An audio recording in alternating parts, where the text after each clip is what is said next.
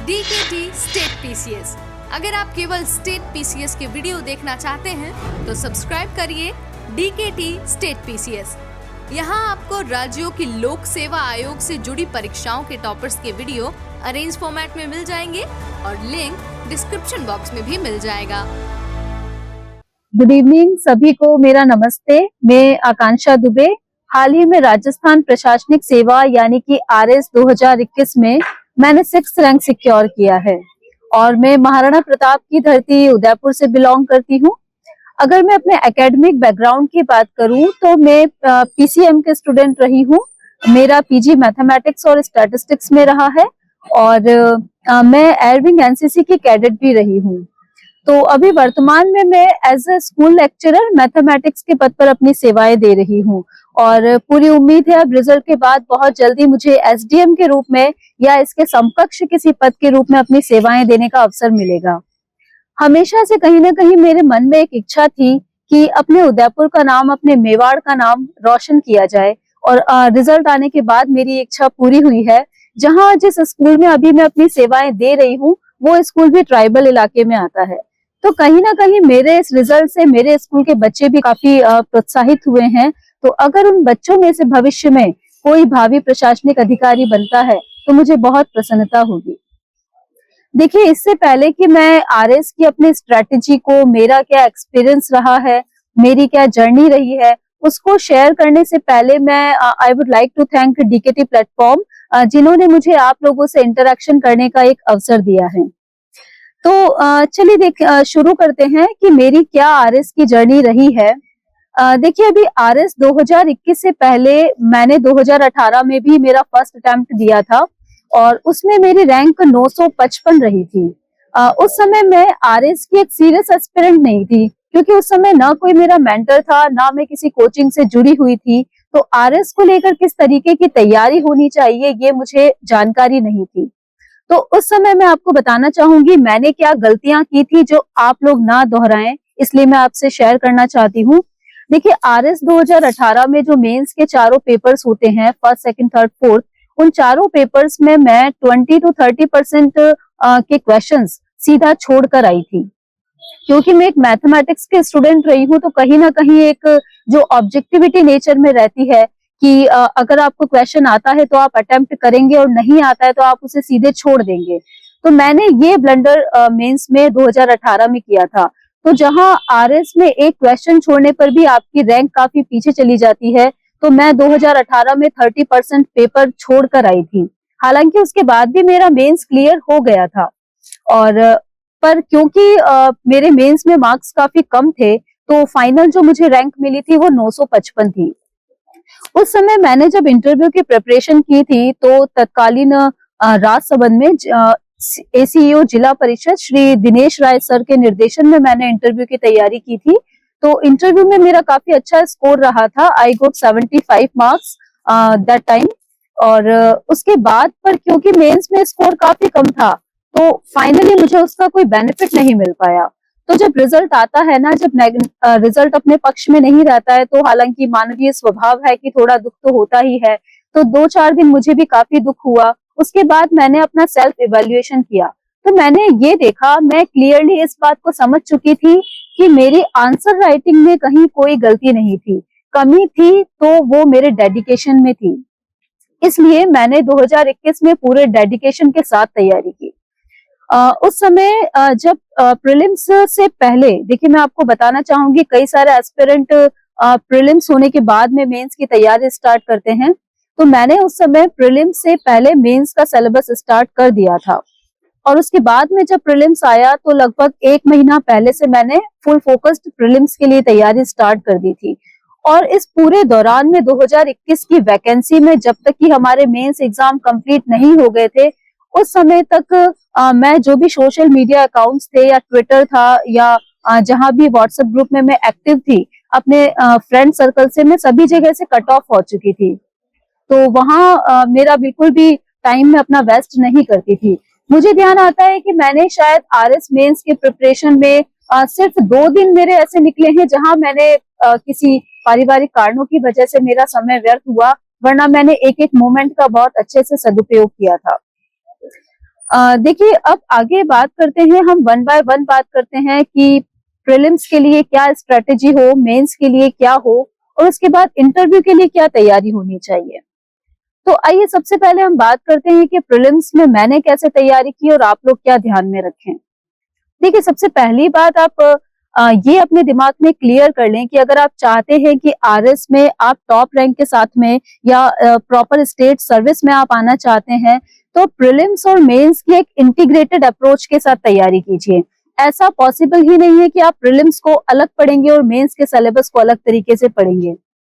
आप सभी ने देखा होगा प्रीलिम्स और मेंस के सिलेबस में बहुत बड़ा एक पोर्शन है जो दोनों में कॉमन है। तो देखिए जो कॉमन पार्ट है दोनों सिलेबस का, आपको पहले उसे कवर करना चाहिए।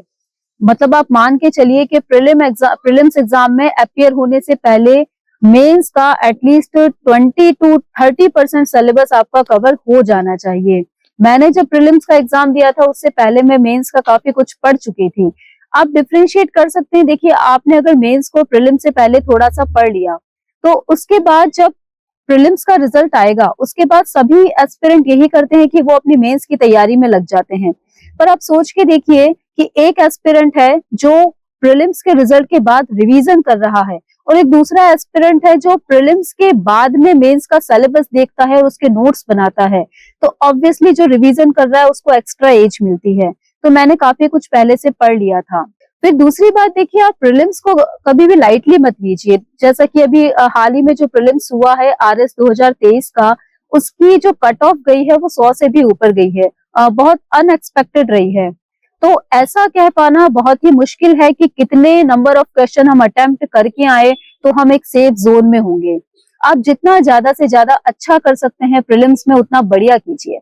मान लीजिए आपने मेंस का काफी कुछ पहले से पढ़ लिया, आपने अपनी रणनीति भी बना ली कि किस तरीके से आप मेंस लिखेंगे, और आपने प्रीलिम्स में अगर लापरवाही कर दी और यदि आपका प्रीलिम्स क्लियर नहीं होता है तो आपकी पूरी स्ट्रेटेजी धरी की धरी रह जाती है। तो प्रीलिम्स को कभी भी लाइटली ना लें। अब दूसरी बात, प्रीलिम्स में आप ये ध्यान रखें कि देखिए अगर आप बिगिनर हैं, अगर आप फर्स्ट टाइम प्रीलिम्स में अपियर हो रहे हैं तो आप कम से कम 3-4 महीने प्रीलिम्स को दीजिए। पर अगर आप पहले 2-3 बार मेंस दे चुके हैं, मेंस में अपियर हो चुके हैं, तो मेरा मानना है कि 1 महीना भी सफिशिएंट है। मैंने प्रीलिम्स के लिए 1 महीना दिया था और मैंने इसे क्लियर कर लिया था। अब तीसरी बात आती है, देखिए जैसे मेंस में मॉक टेस्ट देना इंपॉर्टेंट है, उसी तरीके से प्रीलिम्स में भी आपको मॉक टेस्ट को इग्नोर नहीं करना चाहिए। मैंने जब प्रीलिम्स दिया था उस समय मार्केट में मॉक टेस्ट के लिए काफी बुक्स अवेलेबल थी, तो मैंने भी मार्केट से ही कुछ बुक्स परचेस की थी और मैंने लगभग 10 से 15 प्रीलिम्स के मॉक टेस्ट दिए थे। तो इससे मेरा एक सेल्फ इवोल्यूशन हो चुका था कि हाँ मैं सही दिशा में तैयारी कर रही हूँ, मैं इतना स्कोर कर लूंगी कि मैं एक सेफ जोन में प्रीलिम्स को क्लियर कर लूंगी। तो आप भी इस तरीके से मॉक टेस्ट दें प्रीलिम्स में, तो आप श्योर हो पाएंगे कि हाँ आपकी तैयारी सही है। तो ये तो हुआ प्रीलिम्स का। उसके बाद देखिए हम आगे बढ़ते हैं मेंस में। मेंस में जब आप तैयारी करते हैं तो बहुत सारी चीजें आपको ध्यान में रखनी है।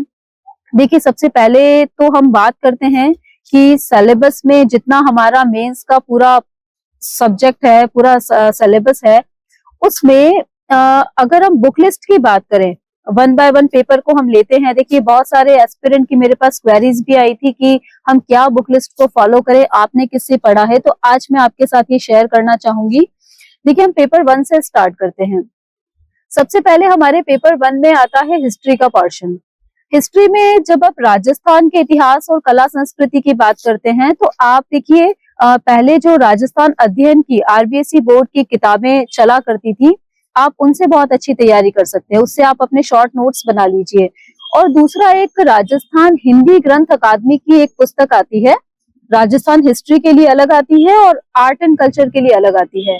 तो आप इन दोनों को रेफर कर सकते हैं और इससे बाहर आपको जाने की जरूरत नहीं है। फिर अगर हम भारत के इतिहास और कला संस्कृति की बात करें तो देखिए इसमें आप इसको डिवाइड कर लीजिए, क्लासिफाई कर लीजिए कि प्राचीन भारत और मध्यकालीन भारत के लिए आप एनसीईआरटी को रेफर कर सकते हैं, और आधुनिक भारत का इतिहास आप अच्छे से अगर कवर करना चाहते हैं तो आप स्पेक्ट्रम को ले सकते हैं। मैंने भी स्पेक्ट्रम से कवर किया था।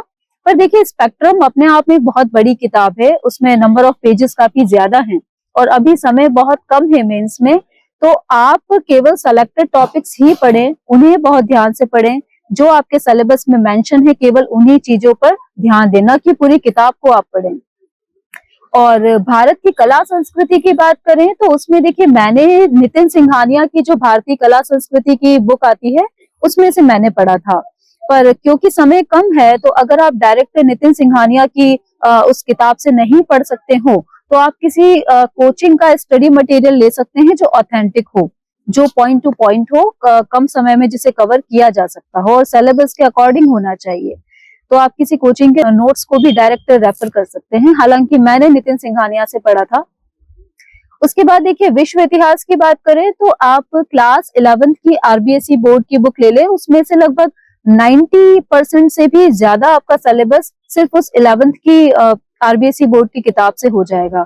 इसमें भी आप चाहें तो, क्योंकि इसमें बहुत ही फैक्चुअल चीजें हैं, तो आप किसी कोचिंग इंस्टीट्यूट के नोट्स को भी रेफर कर सकते हैं। तो ये पूरा हमारा हुआ हिस्ट्री का पोर्शन। उसके बाद हम आगे आते हैं इकोनॉमिक्स पर।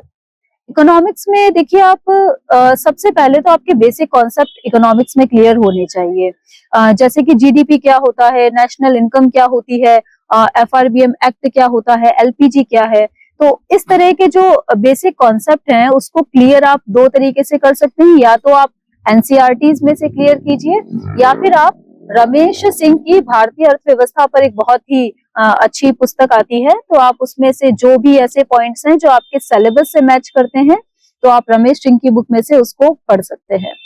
बेसिक कॉन्सेप्ट क्लियर करने के बाद आप सीधे उसमें राजस्थान की जब अर्थव्यवस्था पढ़ेंगे तो आप राजस्थान के इकोनॉमिक सर्वे को ले लीजिए और भारत की अर्थव्यवस्था के लिए आप भारत की आर्थिक समीक्षा को पढ़ लीजिए।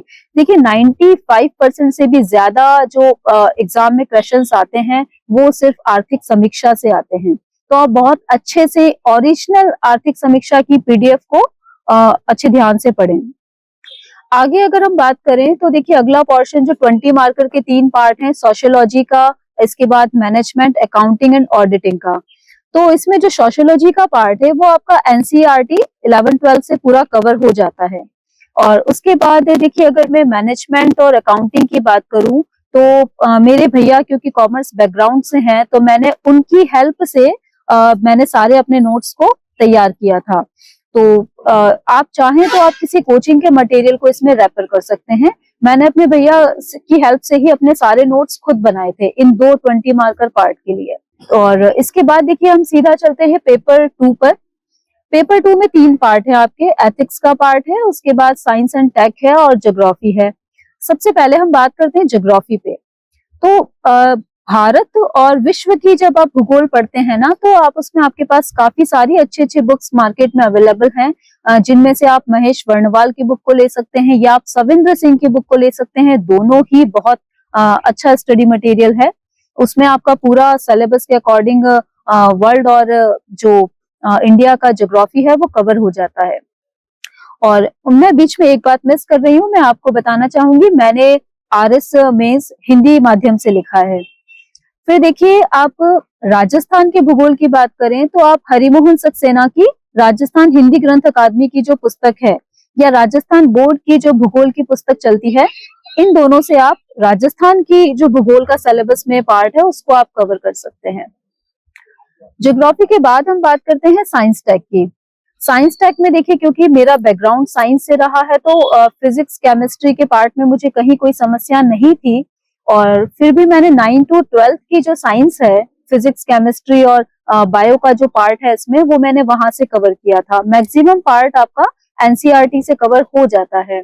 उसके बाद भी देखिए अगर आप चाहें तो अगर आप चाहते हैं कि सारा स्टडी मटेरियल साइंस का आपको एक ही बुक में कंसोलिडेटेड फॉर्म में मिल जाए तो आप एक मार्केट में एक बुक है निर्माण आईएएस की, निर्माण आईएएस की बुक जो 2 पार्ट में आती है, एक साइंस के लिए और एक साइंस टेक के लिए।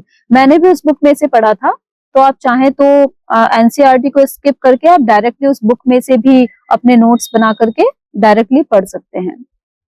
उसके बाद देखिए आप जब साइंस और टेक का पार्ट पढ़ते हैं ना तो आप उसमें कुछ ऑनलाइन वेबसाइट की हेल्प भी ले सकते हैं, जैसे दृष्टि आईएएस है, ध्येय आईएएस की वेबसाइट बहुत अच्छी है, तो आप उसकी हेल्प ले सकते हैं।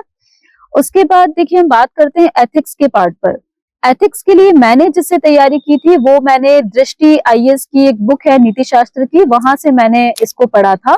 और पर आप चाहे तो काफी एस्पिरेंट कोचिंग के मटेरियल का एथिक्स में यूज कर रहे हैं तो वो भी अच्छे हैं। हालांकि मैं यहाँ पर क्लियर करना चाहती हूँ, मैंने अपनी आरएस मेंस के प्रिपरेशन में बहुत रेयरली ही कहीं पर कोचिंग के स्टडी मटेरियल का यूज किया है। मैंने लगभग सारे नोट्स खुद ही तैयार किए थे और अपने आप ही उसे रिवाइज किया था। तो आप चाहें तो किसी विश्वसनीय संस्था के मटेरियल का भी यूज कर सकते हैं। देखिए, ये हुआ हमारा पेपर 2। उसके बाद हम आते हैं पेपर 3 पर। पेपर 3 में बेसिकली आपके जो मोटे मोटे 2-3 पार्ट हैं। पहला है पॉलिटी का पार्ट। पॉलिटी के लिए क्या पढ़ना है हम सभी जानते हैं, यूपीएससी एस्पिरेंट हो चाहे आरपीएससी एस्पिरेंट हो, सभी एम लक्ष्मीकांत को ही फॉलो करते हैं। और मैंने एम लक्ष्मीकांत के अलावा 9 to 12 की जो एनसीईआरटी की बुक्स हैं पॉलिटिकल साइंस की, वो भी मैंने पढ़ी थी, जिनमें काफी अच्छा कंटेंट है। तो आप इन दो को अगर कवर कर लेते हैं, एनसीईआरटी को और एम लक्ष्मीकांत को, तो it is more than enough. इससे बाहर कहीं कोई क्वेश्चन नहीं जाने वाला है। फिर पॉलिटी में ही आपके नीचे एक पार्ट आता है सिलेबस में आईआर का। आईआर देखिए, सिलेबस में एक ऐसा पोर्शन है जिसके नोट्स आपको खुद ही बनाने चाहिए, ये मेरी राय है। आप किसी करंट अफेयर मैगजीन को ले लीजिए, चाहे वो प्रतियोगिता दर्पण हो, क्रॉनिकल हो, दृष्टि की मंथली मैगजीन हो, तो इनमें से किसी भी मैगजीन को आप ले लें। उसमें से जो भी अंतरराष्ट्रीय घटनाक्रम का जो एक अलग से पोर्शन आता है, उसमें से आप अपने नोट्स तैयार कर लें। और उसमें जो भी करंट अपडेट अंतरराष्ट्रीय स्तर पर होते हैं, आप उसमें रोज ही अपडेट करते रहें। तो इस तरीके से आपके पास आईआर के एक नोट्स तैयार हो जाएंगे। फिर उसके बाद देखिए पब्लिक एडमिनिस्ट्रेशन का पार्ट आता है। पबएड में आप बहुत ही तरीके से अगर आप तैयारी करना चाहते हैं, तो आप 11th-12th की जो आरबीएसई बोर्ड की लोक प्रशासन की पुस्तकें अभी चलती हैं, तो उनसे आप तैयारी कर सकते हैं। मैंने 11th-12th की जो लोक प्रशासन की किताबें हैं, उनको लगभग मुझे ध्यान आता है मैंने 5 से 6 बार रिवाइज किया हुआ है। और उसके साथ ही जो कुछ 2-4 टॉपिक्स ऐसे हैं जो उन किताबों में कवर नहीं होते हैं, तो उसके लिए मैंने मार्केट में एक बुक थी राजकुमार कसवा की, उसमें से मैंने उसको कवर किया था। तो यहाँ से आपका पूरा सिलेबस कवर हो जाता है। इसके बाद जो छोटे छोटे पार्ट है, जैसे साइकोलॉजी यानी कि जो व्यवहार वाला बिहेवियर का पार्ट है, वो आपका 11th और 12th की एनसीईआरटी मनोविज्ञान जो है बुक चलती है, उसमें से आपका पूरा कवर हो जाता है। इसके अलावा जब लॉ की हम बात करते हैं, देखिए लॉ के लिए 2 तरीके हैं। मार्केट में आरबीडी पब्लिकेशन की एक बुक भी आती है, मैंने उसमें से भी काफी चीजें पढ़ी थी। और कुछ लॉ के पार्ट में ऐसे एक्ट भी हैं जिनको मैंने बेयर एक्ट पीडीएफ डाउनलोड करके सीधा उन्हीं में से पढ़ा था। तो आप चाहे तो किसी कोचिंग के मटेरियल से भी पढ़ सकते हैं और चाहे तो आप अपने सेल्फ नोट्स भी प्रिपेयर कर सकते हैं। अब बचा एक स्पोर्ट्स और योगा वाला पार्ट। देखिए, ये पार्ट ऐसा है कि जिसके आप कोचिंग के नोट्स पढ़ें तो ज्यादा बेहतर रहेगा, क्योंकि इसे खुद इकट्ठा करना बहुत ही चैलेंजिंग काम रहता है। मैंने इसके लिए आरबीडी पब्लिकेशन की बुक से पढ़ा था और उसी बुक के अंदर ही स्पोर्ट्स में जो भी नई गतिविधियां होती थी, कोई घटनाक्रम हुआ है, तो मैं उसी बुक में उसे एड ऑन करती रहती थी। तो आप इस तरीके से पेपर 3 की तैयारी कर सकते हैं। अब आगे हम चलते हैं पेपर 4 पर।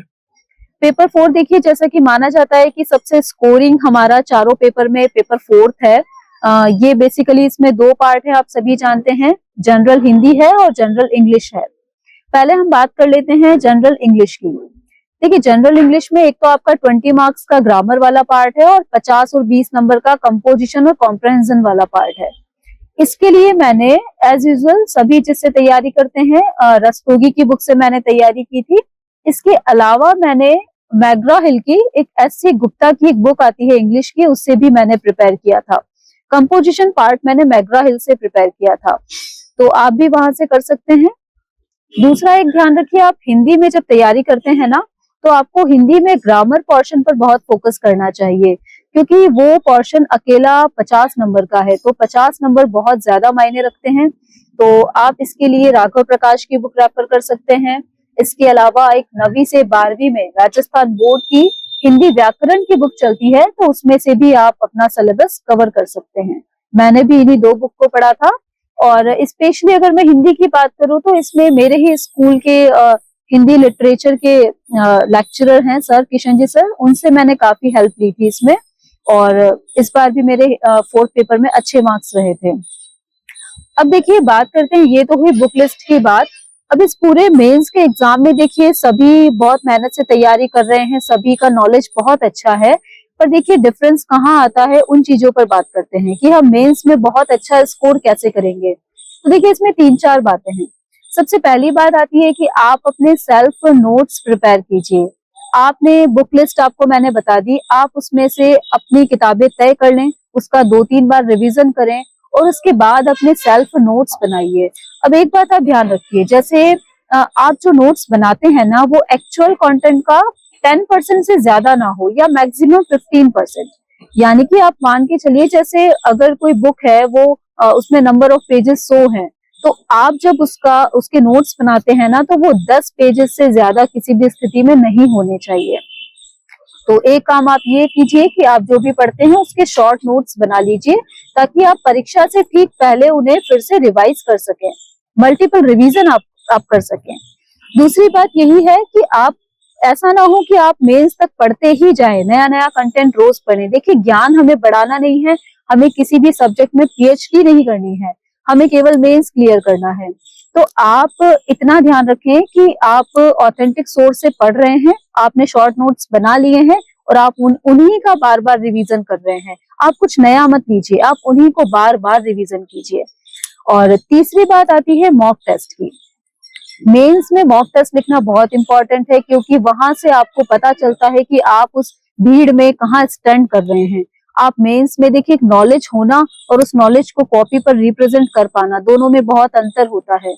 तो आप इतना बढ़िया से तैयारी कीजिए, इतना रिवीजन कीजिए कि आप कॉपी में बहुत फ्लो में आंसर्स को लिख सकें, ताकि आपका समय भी बचे। और फिर मॉक टेस्ट के साथ ही देखिए एक बात आती है आंसर राइटिंग स्किल की। देखिए आंसर अच्छे होने चाहिए, इसका क्या मतलब होता है, अच्छी आंसर राइटिंग में कुछ की पॉइंट्स होते हैं, जैसे जैसे आपकी राइटिंग लेजिबल होनी चाहिए, अच्छी होनी चाहिए, आपका प्रेजेंटेशन अच्छा होना चाहिए, क्वेश्चन में एग्जैक्टली जो पूछा जा रहा है आप उस पर स्टिक रहिए, आप वही लिखिए, क्वेश्चन को बहुत ध्यान से पढ़िए। मैं यहाँ पर अपना एक एक्सपीरियंस आपके साथ शेयर करना चाहूंगी। देखिए 2021 के मेंस में ज्योग्राफी का जब पेपर हुआ था, उसमें राजस्थान की ज्योग्राफी से एक प्रश्न आया था, बहुत ही सामान्य सा प्रश्न था जो मुझे बहुत अच्छे तरीके से आता था। ये एक 5 मार्कर क्वेश्चन था। क्वेश्चन ये था कि राजस्थान में जो धात्विक खनिज हैं उनके बारे में बताना था, और बहुत ही सिंपल क्वेश्चन था ये। और पता नहीं मैंने उसे ध्यान से नहीं पढ़ा और मैंने धात्विक की बजाय अधात्विक खनिजों का पूरा वितरण राजस्थान में कहाँ कहाँ है उसका पूरा मैंने एक्सप्लेन कर दिया उसे। अब आप समझ सकते हैं 5 नंबर का क्वेश्चन और सिर्फ आपके एक थोड़ा सा पढ़ने में गलती करने की वजह से पूरा गलत होता है, तो ये एक बहुत बड़ा ब्लंडर है। तो मैं चाहती हूँ कि आप लोग कभी इन फ्यूचर मेंस में ऐसी गलतियां ना करें। तो शायद आज वो 5 नंबर और एक्स्ट्रा होते तो मैं और बेहतर स्कोर कर पाती। तो आप क्वेश्चन को ध्यान से पढ़ें, मॉक टेस्ट बहुत अच्छे से लिखें। मॉक टेस्ट के बाद जब आपको मॉडल आंसर की मिलती है तो उसको भी साथ के साथ में रिवाइज करते जाइए। तो सबसे इम्पोर्टेंट मेंस में बात आती है कि आप कितनी बार रिवीजन कर रहे हैं और आप किस तरीके से अपना आंसर लिख कर आ रहे हैं। अगर आप ज्योग्राफी में लिख रहे हैं तो आप मैप बना सकते हैं, आप इकोनॉमिक्स में आंसर लिख रहे हैं तो आप इकोनॉमिक सर्वे से किसी डाटा को वहां मेंशन कर सकते हैं, आप लॉ में कोई आंसर लिख रहे हैं तो आप उस बेयर एक्ट की किसी धारा को वहां मेंशन कर सकते हैं, आप बिहेवियर में कोई क्वेश्चन साइकोलॉजी का आंसर लिख रहे हैं, फॉर एग्जाम्पल आपसे पूछा गया कि इमोशनल इंटेलिजेंस क्या होता है, संवेगात्मक बुद्धि क्या है, अब इसका उत्तर सभी को आता है, पर वहां अगर आप मेंशन कर देते हैं कि डैनियल गोलमैन के अनुसार संवेगात्मक बुद्धि क्या है, तो वो आपको एक्स्ट्रा एज देगा। तो इस तरीके से आप अपने कंटेंट को एनरिच करते जाइए, तो आप एक अच्छा स्कोर कर पाएंगे मेंस में। देखिए मेंस ही इस पूरे एग्जाम की वो स्टेज है जहां आप जितनी ज्यादा से ज्यादा मेहनत कर सकते हैं आपको करनी चाहिए। यहाँ आप जितनी ज्यादा मेहनत कर लेंगे ना, इंटरव्यू में आपको स्ट्रेस उतना ही कम होगा। तो ये हुई हमारी मेंस की बात। देखिए मैं बताना चाहूंगी, मेंस के लिए मैंने उत्कर्ष की ऑनलाइन टेस्ट सीरीज ली थी। मैं हर संडे को घर पर ही, उदयपुर में ही अपने घर पर बैठकर पीडीएफ को डाउनलोड करके प्रिंट निकालकर ऑनलाइन टेस्ट देती थी ऑनेस्टली। और फिर उसे स्कैन करके कॉपी आगे भेजती थी। इसके अलावा किसी भी कोचिंग से मैंने कोई टेस्ट सीरीज नहीं ली थी। मैं यहाँ पर ये भी क्लियर करना चाहूंगी, I have never been a classroom student of any coaching. मैं किसी भी कोचिंग की क्लासरूम स्टूडेंट नहीं रही हूँ। मैंने अपनी पूरी तैयारी सेल्फ स्टडी से की है। अब चलिए आगे बढ़ते हैं, इंटरव्यू की तैयारी कैसे की जाए। इंटरव्यू अगर मैं अपने व्यक्तिगत तौर पर बात करूं तो इंटरव्यू इस पूरे आरएस के प्रोसेस में मेरे लिए सबसे पसंदीदा आप कह सकते हैं, या मेरे लिए सबसे इजी वाली स्टेज थी। मुझे प्रीलिम्स और मेंस में जितनी मेहनत ज्यादा करनी पड़ती थी, उतनी कम मुझे इंटरव्यू के लिए करनी होती थी। तो इंटरव्यू बेसिकली है क्या? देखिए, आपने कई लोगों से, यूपीएससी एस्पिरेंट से, आरपीएससी के एस्पिरेंट से सुना होगा कि इंटरव्यू आपकी पर्सनालिटी का टेस्ट है, और वाकई में ये बात सही है। इंटरव्यू आपके व्यक्तित्व का परीक्षण है। इस बार के अगर आप आरएस 2021 के इंटरव्यू के मार्क्स आपने देखे होंगे, बहुत ही कॉम्प्लिकेटेड सा मामला रहा है। मैंने मिनिमम 38 मार्क्स भी देखे हैं और मैक्सिमम 75 भी देखे हैं। तो देखिए, इंटरव्यू में होता क्या है ना कि आपने बचपन से लेकर अब तक अपने व्यक्तित्व का विकास किस तरीके से किया है, आपने उसमें क्या अच्छी चीजें डाली हैं। देखिए, इंटरव्यू पैनल में जो लोग बैठते हैं ना, वो काफी लंबी सेवा के बाद वहां बैठे हैं, वो बहुत अनुभवी लोग हैं, तो वो आपकी पर्सनैलिटी को बहुत अच्छे से जज कर पाते हैं।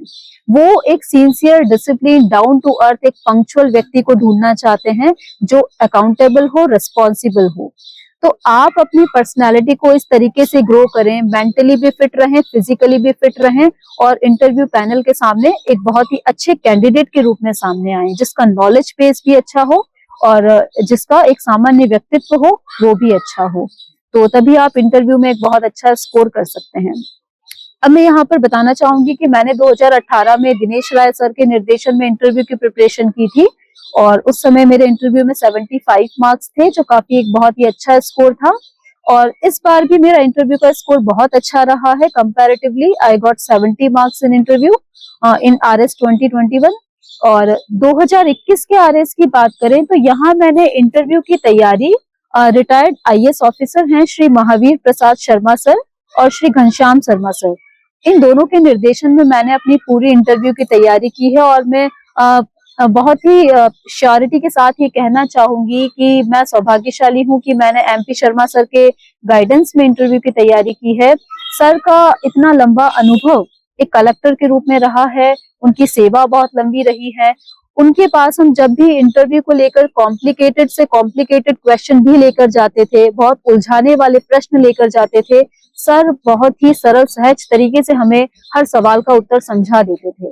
तो आई एम लकी कि मैंने मेंटोर के रूप में उनके अंडर में इंटरव्यू की प्रिपरेशन की है, और मेरे इंटरव्यू के जो भी मार्क्स आए हैं उसमें एमपी शर्मा सर का बहुत बड़ा रोल रहा है।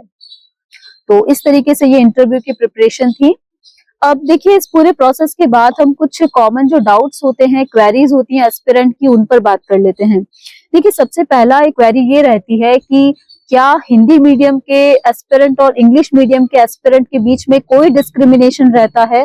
तो देखिए, इसका एक वन वर्ड में आंसर मैं कहूंगी, बिल्कुल भी नहीं। देखिए, हिंदी और इंग्लिश मीडियम में कोई डिस्क्रिमिनेशन नहीं है। हालांकि ऐसा देखा जाता है कि यूपीएससी में अंग्रेजी माध्यम के विद्यार्थी ज्यादा सेलेक्ट होते हैं, पर जहां तक स्पेशली मैं अगर आरपीएससी की बात करूं, आरएस की बात करूं, तो यहाँ मेरा मानना है कि हिंदी माध्यम के विद्यार्थी ज्यादा सेलेक्ट होते हैं। मैं आपको बताना चाहूंगी कि स्कूल लाइफ के बाद से ही मेरा हिंदी में लिखने की प्रैक्टिस लगभग छूट चुकी थी। 7-8 सालों में मैं बिल्कुल हिंदी में मेरा लिखने का एक रूटीन ही टूट गया था। उसके बाद जब आरएस के मेंस की बात आई, तो क्योंकि मेरी दोनों ही लैंग्वेज ठीक ठाक हैं, बहुत अच्छी भी मैं नहीं कहूंगी, काफी ठीक ठाक कमांड है दोनों पर, तो मैंने फाइनली बहुत सोचने विचारने के बाद मैंने अपना माध्यम हिंदी चूज किया। क्योंकि कहीं ना कहीं मेरे मन में भी ये था कि अगर मैं इंग्लिश मीडियम से देती हूँ, मैं उसमें भी कंफर्टेबल थी, पर अगर मैं वहां के बजाय हिंदी से देती हूँ तो मुझे लगता है कि एक दूसरे हिंदी माध्यम के जो विद्यार्थी हैं उनके लिए भी कहीं ना कहीं एक प्रेरणा स्रोत के रूप में मैं सामने आ सकूंगी। तो अल्टीमेटली काफी सोचने विचारने के बाद मैंने अपना माध्यम मेंस एग्जाम के लिए हिंदी को चुना, और मेरा ये निर्णय काफी सफल भी साबित हुआ है। तो आप किसी भी तरीके से मन में इस धारणा को न रखें कि हिंदी माध्यम के विद्यार्थियों के साथ किसी तरह का भेदभाव आंसर चेकिंग में, कॉपी चेकिंग में रहता है, ऐसा बिल्कुल भी नहीं है। आप बहुत अच्छा उत्तर अगर लिखकर आते हैं तो आपको भी उतने ही मार्क्स मिलेंगे जितना कोई इंग्लिश मीडियम में उस उत्तर को उसी तरीके से लिख कर आता है। तो इस तरह की भ्रांतियों को अपने मन से बिल्कुल बाहर निकाल दें। अब दूसरी क्वेरी आती है कि क्या आरएस के लिए कोचिंग करना जरूरी है? क्या हम सिर्फ और सिर्फ सेल्फ स्टडी के बेस पर भी क्या हम प्रॉपर आरएस में आ सकते हैं? क्या हम टॉप रैंक सिक्योर कर सकते हैं? तो देखिए, बिल्कुल आप कर सकते हैं। मैं आपके सामने खुद एक एग्जांपल हूँ। मैं किसी कोचिंग की स्टूडेंट नहीं रही हूँ। मैंने अपने नोट्स खुद तैयार किए हैं स्टैंडर्ड और ऑथेंटिक बुक से। तो आप भी पूरे डेडिकेशन के साथ में अगर तैयारी करेंगे तो आपको किसी तरह की कोचिंग की जरूरत नहीं है। हालांकि देखिए, कोचिंग का अपना एक बहुत अच्छा इंपॉर्टेंट रोल रहता है। कोचिंग आपको एक गाइडेंस दे सकती है, एक सही रास्ता दे सकती है, पर अल्टीमेटली जो मेहनत करनी है ना, वो मेहनत आपको ही करनी है। अपनी जो रणनीति बनानी है, स्ट्रेटजी बनानी है, वो आपको खुद को बनानी होगी, तभी आप एक बहुत अच्छी रैंक सिक्योर कर पाएंगे। तो ये कुछ क्वेरीज स्टूडेंट्स की रहती हैं। और उसके बाद एक और क्वेरी रहती है। हमेशा कई एस्पिरेंट पूछते हैं कि आप कितने घंटे स्टडी करते थे, किस समय पर आप पढ़ना पसंद करते थे। तो देखिए, जब आप किसी एग्जाम में डेडिकेशन के साथ तैयारी करते हैं तो नंबर ऑफ आवर्स मायने नहीं रखते। आप कितने घंटे पढ़ते हैं ये महत्वपूर्ण नहीं होता। महत्वपूर्ण ये होता है कि आपका टारगेट जो आपने डिसाइड किया है वो पूरा हुआ है कि नहीं है। तो आप जो डेली शेड्यूल बनाते हैं, डेली आपका जो टारगेट होता है, आप उसको ईमानदारी से पूरा कर लें तो वो सफिशिएंट है। फिर चाहे आप उसे 2 घंटे में पूरा करें या 10 घंटे में, तो नंबर ऑफ आवर्स मैटर नहीं करते हैं। फिर उसके बाद समय की बात करें तो देखिए, ऑब्वियसली सुबह के समय में पढ़ना ज्यादा फ्रूटफुल होता है। हालांकि ये सभी का अपना अपना नेचर होता है, अपनी प्रेफरेंस है कि वो रात में पढ़ना चाहता है या सुबह। जैसा आपको सुविधा हो आप उस तरीके से पढ़ सकते हैं। तो कुल मिलाकर ये सारी बातें हमारे मेंस के बारे में रही हैं और इंटरव्यू के बारे में मैंने आपको बताया। और अंत में चलते हुए, जो भी अब एस्पिरेंट्स हैं, फ्यूचर एस्पिरेंट्स हैं, जो अभी तैयारी कर रहे हैं, उनके लिए देखिए, कई सारे मेरे ऐसे नोन एस्पिरेंट हैं जिन्होंने 2021 में, 2018 में काफी मेहनत से तैयारी की थी, पर अंतिम परिणाम उनके पक्ष में नहीं रहा। तो देखिए, बात याद रखिए कि असफलता इंसान का आखिरी दिन नहीं होती और ना ही एक सफलता जिंदगी की इंतहा होती है। शिखर के बाद भी शिखर है। अंत में चलते हुए 2 पंक्तियां प्रसिद्ध कवि हैं रामधारी सिंह दिनकर जी, उनकी कुछ पंक्तियां जो मेरे जीवन के लिए प्रेरणा स्रोत रही हैं, शायद वो आपको भी प्रेरित कर पाए। है कौन विघ्न ऐसा जग में, टिक सके वीर नर के मग में। है कौन विघ्न ऐसा जग में, टिक सके वीर नर के मग में। हम ठोक ठेलता है जब नर, पर्वत के जाते पांव उखड़। मानव जब जोर लगाता है, पत्थर पानी बन जाता है। तो आप भी अपनी तैयारी अच्छे से कीजिए और निश्चित रूप से आप सभी सफलता प्राप्त करेंगे। धन्यवाद।